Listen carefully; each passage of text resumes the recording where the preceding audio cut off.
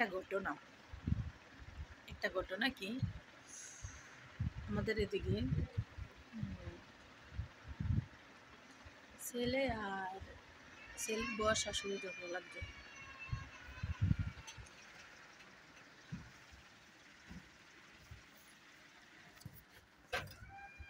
ছেলের বয়স আসলে ঝগড়া লাগার ভিতরে পোলা আসছে না, পোলার কাছে সব বিচার দিচ্ছে।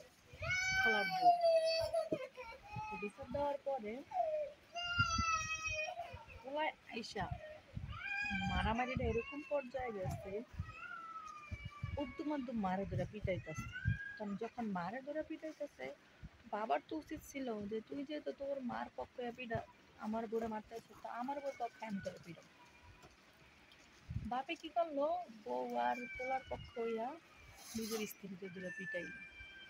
এখন যে একটা বোন ছিল, বোনটা আইয়া ধরছে, যেহেতু বোনের জামাই আর বোন পুতার বউ মিলা শাশুড়ি পিটাইতেছে, তো বইনের বই নাইয়া ধরছে, খালারা শুদ্ধা পিটাইছে।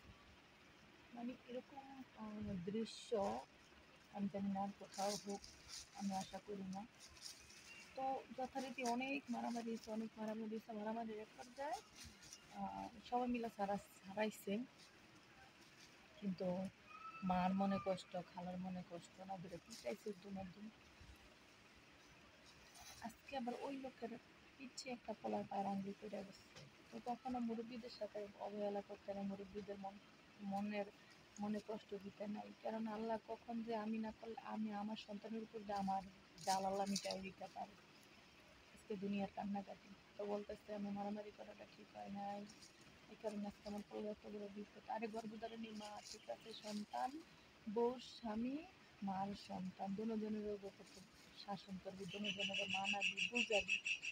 একতরফা বোর পক্ষে নিজের পেটের মায় পেটে বসছে, এটাতে দিলে পিটাইবি। আল্লাহ কই? আল্লাহ কারো কাছ থেকে ঘুষ খায় না, আল্লাহ দেখে বিচার করে।